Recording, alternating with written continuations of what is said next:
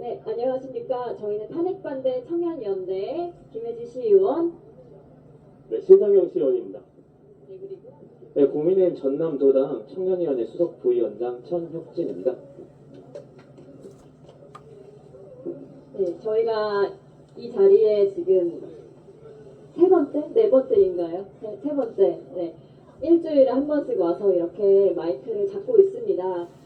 빠르게 헌재에서 결과를 냈으면 좋겠는데 지금 뭐 4월로 넘어간다는 이야기들이 있습니다. 제가 이곳에서 정말 하고 싶은 말을 많이 했던 것 같은데 오늘은 좀 지금 경찰의 어떤 불공정한 그러한 조치들에 대해서 조금 얘기를 하고 마이크를 넘기겠습니다. 제가 오늘도 이곳에 들어오면서 사실 매번 이곳으로 오면 올수록 버스가 더 늘어나 있고 그 경비라는 것들이 굉장히 삼엄해지고 오늘은 저 앞에 철창 같은 것들이 생겼고 여기 차벽이 또 세워졌습니다. 그리고 이 앞에 횡단보도에서 그냥 통행을 할 수 있었거든요, 원래는.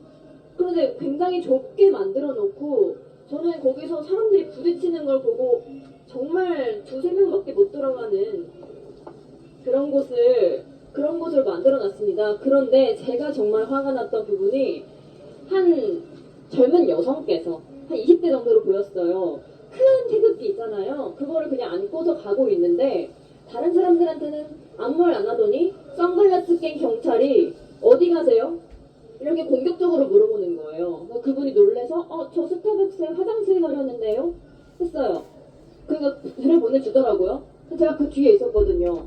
아니 왜 태극기 끼는 사람한테 어디 가냐 물어보냐 다른 사람들한테 물어보지도 않고 제가 그래서 한국 사람 맞냐고 물어봤어요. 아무 말 안 하더라고요. 정말 복면으로 여기 코까지 다 가려놓고 선글라스로 눈도 가려놓고 본인들한테 불리한 질문이 있으면 답변도 안 합니다. 도대체 어느 나라 경찰인지 모르겠어요. 지금 한간에 도는 소문은 우리나라 경찰에서 뭐 용역을 체결했다. 중국인들이 와가지고 경찰 노릇을 하고 있다. 이런 말들이 돕니다. 이런 말들이 돌면 경찰 분들도 어떻게 보면 좀 프라이드가 깎이지 않습니까? 본인들도 기분 나쁘잖아요. 그럼 와서 해명을 하시던가요. 정말 많은 증거들이 차고 넘칩니다. 경찰분들은 그런 부분을 좀 유념해서 우리 시민들에게 그런 식으로 대우하지 마시고요.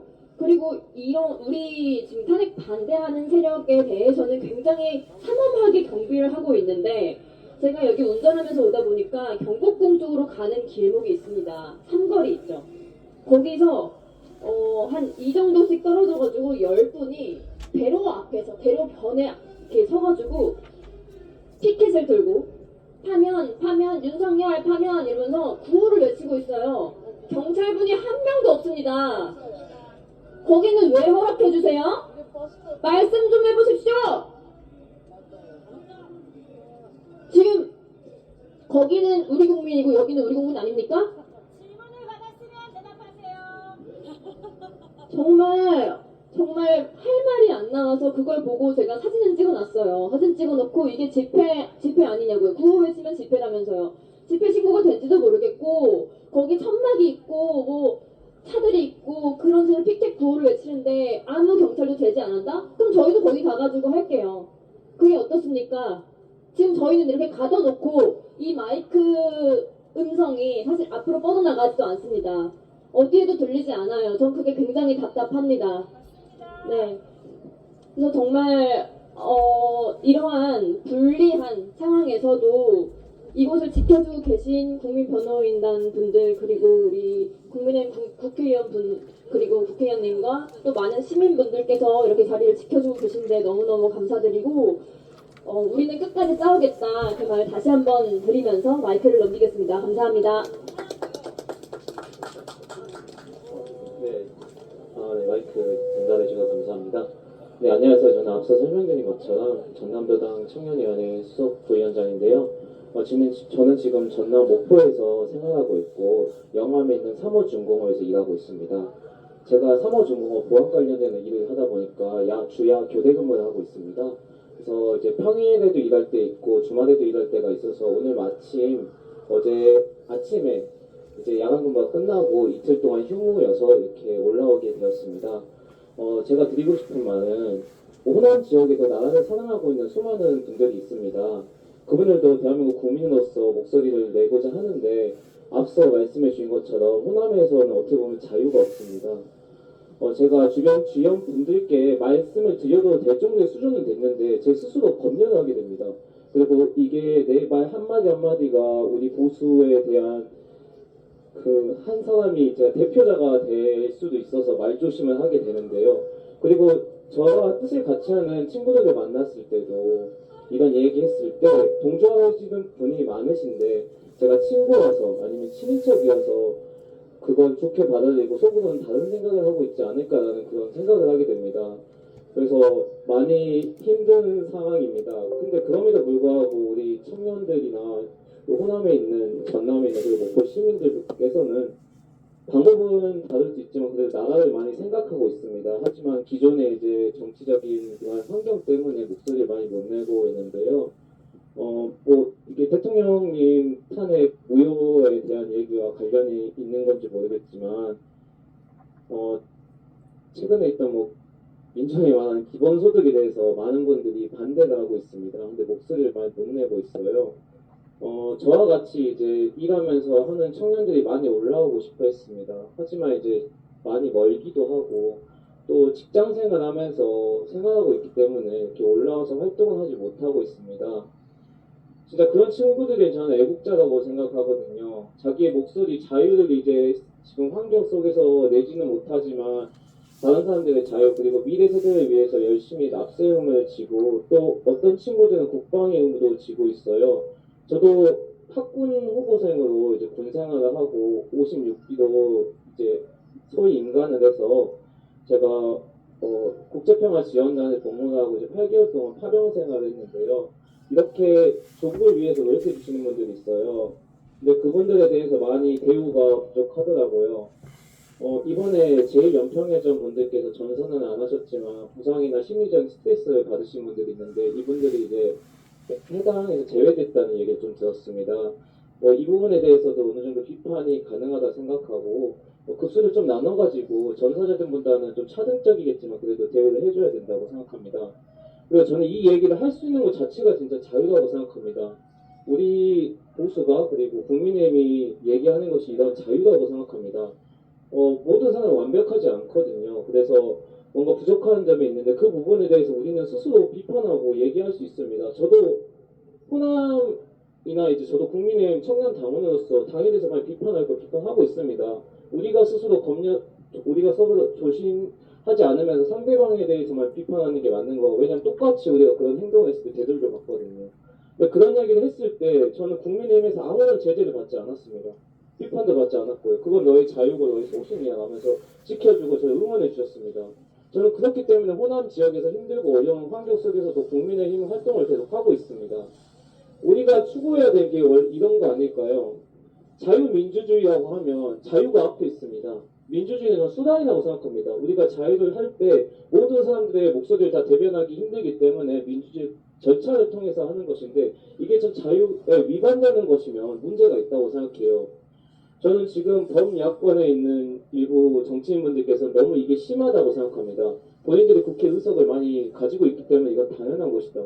근데 그들에게 말씀드리고 싶어요. 그들이 계속 탄핵안에 대해서 국회 권한이라고 하는데 계엄도 헌법에 있는 권한입니다.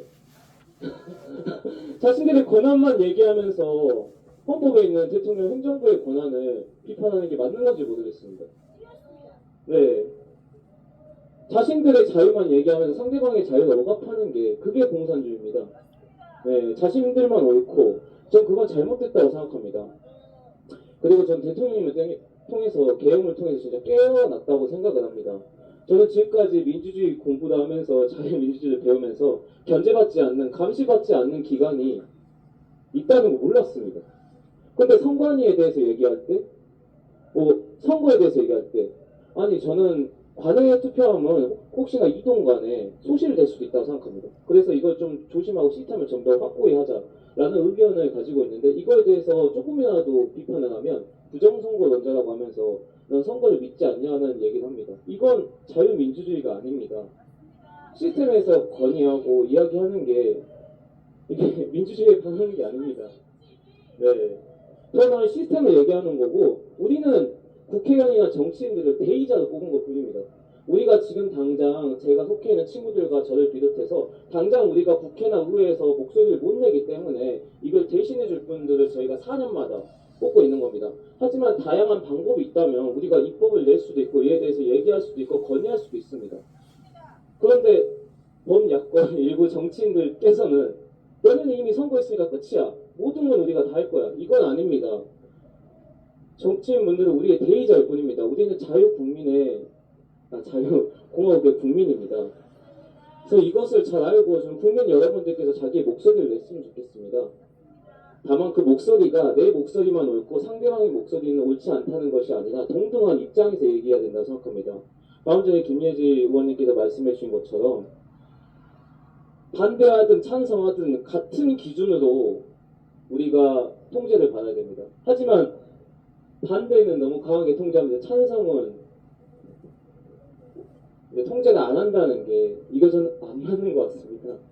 모든 인간은 평등하다고 배웠습니다. 교과서적인 얘기죠. 우리 자녀들에게 어떤 얘기를 할 수 있을까요? 저희도 조심스럽게 해야 되긴 합니다. 우리도 찬성하는 분들에 대해서 어느 정도 선을 지켜가면서 해야 됩니다.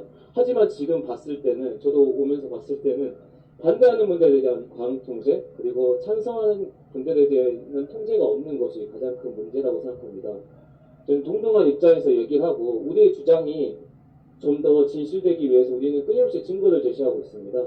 그 증거를 국민 여러분들께서 확인해 주셔서 판단해 주셨으면 좋겠습니다. 저희는 진실은 우리가 이긴다고 생각을 하고 국민 여러분들께서 많이 확인해 주셨으면 좋겠습니다. 그리고 끝으로 이제 제가 선거에도 이제 정치를 시작하면서 관심을 가지게 되었는데 투표 참여율에 대한 얘기는 많이 없더라고요. 득표율에 대한 얘기만 있고 그래서 국민 여러분들께서 투표장에 가서 누구를 뽑든 뽑지 않든 꼭 투표를 많이 해주셨으면 좋겠고 그리고 다음 주 수요일 날 제 재보궐선거가 있습니다.